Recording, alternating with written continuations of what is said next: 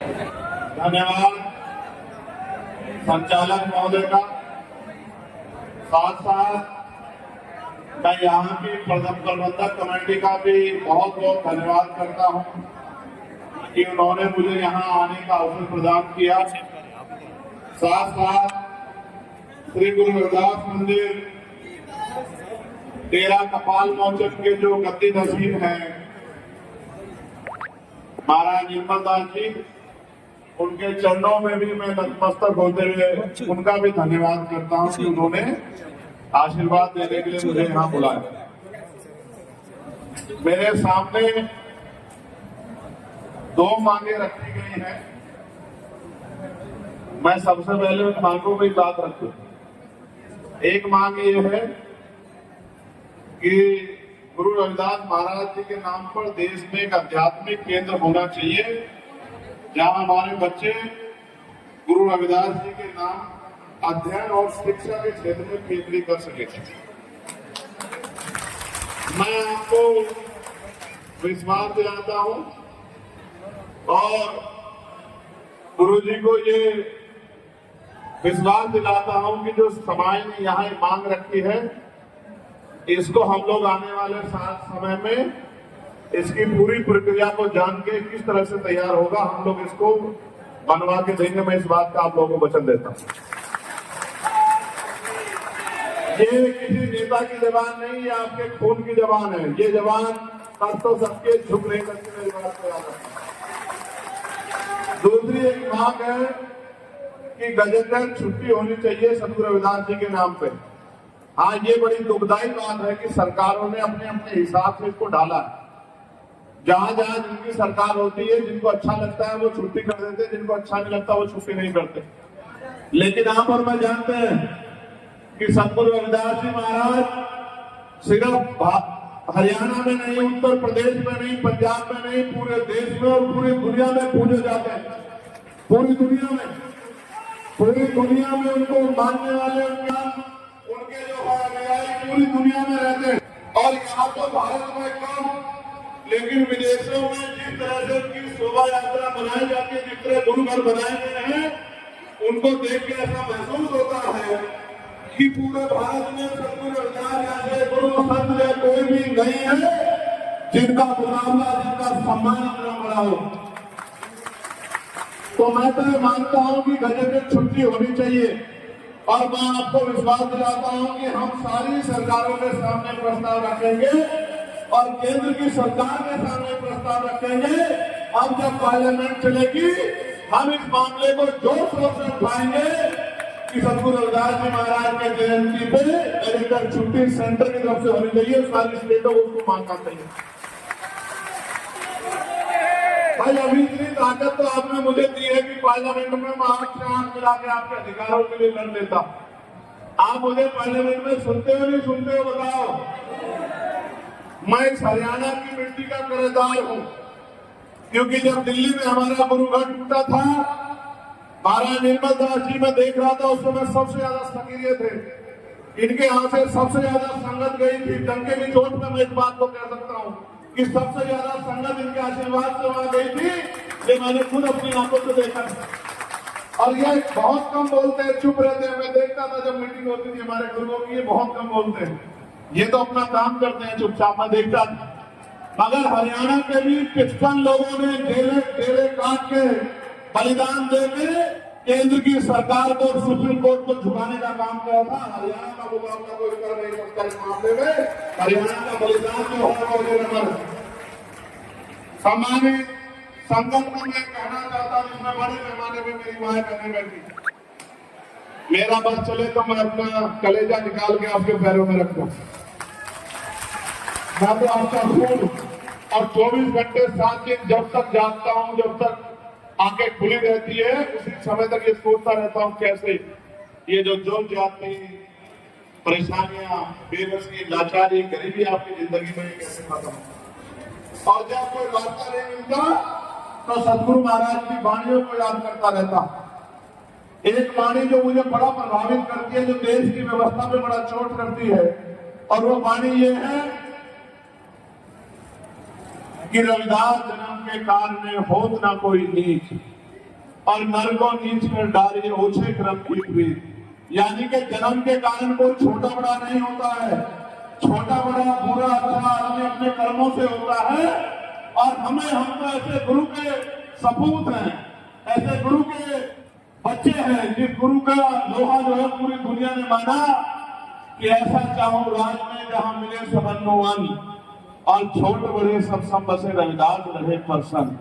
मैंने ये बात पार्लियामेंट में कही जब मुझसे पूछा गया, मुझसे कई नेताओं ने मंत्रियों ने पूछा कि भाई चंद्रशेखर आपके पास क्या फॉर्मूला है, 75 साल से देश चल रहा है, अभी तक गरीबी नहीं खत्म हुई, बेबसी नहीं खत्म हुई, लाचारी नहीं खत्म हुई, महिलाओं पर अत्याचार खत्म नहीं हुआ, अभी तक अच्छी सुविधाएं नहीं, आप पे क्या फॉर्मूला है, आप क्या बताना चाहते हो? तो मैंने कहा कि हमारे सदगुरु महाराज ने कहा है कि राज ऐसा होना चाहिए जहां कोई छोटा बड़ा ना हो, जहां कोई ऊंच नीच ना हो, जहां कोई भेदभाव ना हो, जहां किसी को खाने के लिए अन्न की, तन ढकने के लिए कपड़े की, सर ढकने के लिए छत की, पीने के लिए साफ पानी की कोई कमी ना हो, सबके लिए भरपूर हो। राज ऐसा होना चाहिए जहां बहन बेटियों का सम्मान हो। राज ऐसा होना चाहिए जहां कोई बहुत अमीर ना हो, कोई बहुत गरीब ना हो, कोई किसी का मजाक ना उड़ा सके। राज ऐसा होना चाहिए जहां किसी को कोई चोरी ना हो, किसी के साथ कोई भय ना हो, कोई लूट ना हो, किसी की हत्या ना हो, ऐसा राज होना चाहिए। और मैंने कहा कि जिस दिन इस देश में बेगमपुरा राज आ जाएगा उस दिन के बाद आप देखना इस देश में कोई भी जो है परेशान नहीं रहेगा, सब लोग खुशहाल हो जाएंगे। और मैंने ये भी बताया कि बेगमपुरा राज ऐसा राज है जिसकी कल्पना 600 साल पहले हमारे सतगुरु रविदास जी महाराज ने की। बेगमपुरा का मतलब है बिना गम का राज, जहां किसी की जिंदगी में कोई गम ना हो। तो मैंने कहा जिस दिन इस नीति को मानने वाले लोग सत्ता में बैठ गए और ये बेगमपुरा के आधार पर देश बन गया, उस दिन इस देश में गैर बराबरी खत्म हो जाएगी और ये जो उच्च नीति खत्म हो जाएगी, भाईचारा बनता है। गुरु के जो गुरुमुखी है, गुरु की जो संगत है वो थोड़ी पीछे चल रही है, लेकिन मेरा भरोसा है धीरे धीरे वो संगत अपने पैरों पर खड़ी होगी। बाबा साहब ने भी हमें रास्ता दिखाया, बाबा साहब ने भी हमें समझाया और मैं तो बड़ा खुश हूँ। मैं बहुत सारे डेरों में जाता हूँ, लेकिन जब मैं इस डेरे का अपना पर्चा पढ़ रहा था तो यहाँ इस डेरे से जिस तरह से मानवता की भलाई का काम हो रहा है कि कई बार वर्ष में आंखों के लिए और रक्तदान के शिविर यहाँ लगाए जाते हैं। ये बहुत बड़ी बात है। जिनकी आंखें ना हो या आंखें जिनकी खराब हो गई हो, उनकी आंखें बनवाने के लिए और रक्तदान के शिविर, रक्त डोनेट करने के लिए, दान करने के लिए यहाँ शिविर लगते हैं। साथ साथ यहाँ गुरु का लंगर जो है वो 24 घंटे 7 दिन पूरे महीने चलता रहता है। ये भी बहुत बड़ी बात है सतगुरु महाराज के यहाँ का। साथ साथ गुरु नानक देव जी की जयंती पर के उत्सव पर यहाँ पूर्णमासी में यात्रियों के ठहरने की, भोजन की व्यवस्था की जाती है। और साथ साथ यहाँ के प्रांगण में 6 से लेकर 10 तक, कक्षा 10 से 6 से लेकर कक्षा 10 तक के गरीब बच्चों के रहने खाने की मुफ्त सुविधा, उनकी पढ़ाई संबंधी सामग्री दी जाती है। और साथ साथ सदगुरु रविदास जी महाराज का जन्मदिन व शोभा यात्रा और 14 अप्रैल में डॉक्टर बाबा साहब अम्बेडकर की जयंती यहाँ बड़े धूमधाम से मनाई जाती है। ये जो स्कूल चलाने का काम करते हैं, मुझे अभी विदिशा के बच्चे यहाँ मिले जो मध्य प्रदेश से उस कोने से आके यहाँ पढ़ रहे हैं। ये बहुत बड़ी बात है। अगर सारे डेरे इसी पॉलिसी को फॉलो करें तो वो दिन दूर नहीं कि हमारी बात बहुत दूर आगे बढ़ जाएगी, हमें पकड़ने वाला कोई नहीं है। लेकिन मुझे जान के बड़ा अचरज हुआ कि ये वो जगह है जहाँ सतगुरु महाराज उनके खुद रुके, यहाँ उनके चरण पड़े। ये जगह पे जाके मेरे पिछली बार याद है, 1 साल पहले लगभग हम लोग आए प्रदीप की मदद करने के लिए, और मदद तो प्रदीप की करने आए थे, लेकिन मैं यहाँ अरदास करके गया था कि सतगुरु जी मुझे ऐसी इतनी शक्ति देना कि मैं अपने लोगों की आवाज बहुत जोर से उठा सकूं पार्लियामेंट में। और मुझे आज लगता है कि इसी पवित्र जगह का आशीर्वाद मेरे ऊपर है कि वो जो मैंने यहाँ अरदास की थी वो अरदास पूरी हो गई है। वो इसी पवित्र जगह का आशीर्वाद दिया। साथ साथ आप जानते हैं कि जब मैं इस लड़ाई को लड़ने का काम करता हूं तो किस तरह से बार बार मेरे ऊपर हमला करके या कभी गोली चला के मेरी जान को लेने का प्रयास किया जाता है। अभी एक सज्जन भाई आए थे, मैं उनका नाम नहीं जानता, मुझसे कहने लगे कि मैं आपको बुलेट प्रूफ जैकेट भेंट करना चाहता हूँ। इस बार तो मुझे पता नहीं था, अगली बार जब आओगे तो मैं आपको बुलेट प्रूफ जैकेट दूंगा, कोई नहीं आ। तो मैंने उनको इशारा करके कहा कि देखो मेरी बुलेट प्रूफ जैकेट हो रही। मैं तो वो हूँ जिसने 4-4 गोली खा के जो जिंदा है, मेरी रक्षा तो सतगुरु महाराज करते हैं। जिसकी रक्षा सतगुरु महाराज करते हो उसे किसी बुलेट प्रूफ जैकेट की जरूरत नहीं। तो मैंने उनसे कहा कि भाई जान एक दिन जाएगी, लेकिन दुख होता है कि आज भी आजादी के 75 साल बाद भी मेरी माओ को वो सम्मान का जीवन नहीं मिला, मेरी बहनों के सपने पूरे नहीं हुए। हमारा पढ़ा लिखा नौजवान बेरोजगार घूम रहा है, पढ़ के हाथ में रोजगार नहीं है, थोड़ी बहुत जमीन हम लोगों के पास है, बेबसी की जिंदगी हम लोग जी रहे हैं। अगर कोई प्रार्थना करनी है तो ये प्रार्थना करो मेरे साथ मिलकर कि जितना जल्दी हो इस देश में बेगमपुरा राज आ जाए।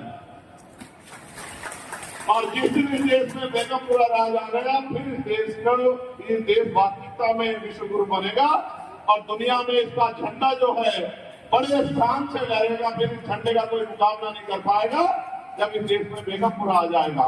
मैं महाराज जी का भी धन्यवाद करता हूँ और उनसे आशा भी करता हूँ कि उनका आशीर्वाद सबको मिलता रहा। अब उनका आशीर्वाद अपने इस बेटे अपने बच्चे को भी मिलेगा, उनका आशीर्वाद, उनका हाथ हमारे सर पे भी आएगा, क्योंकि हम भी समाज के लिए कफन बांध के घर से निकले हैं। महीने महीने घर की तरफ नहीं देखते। कल मैं छत्तीसगढ़ में था।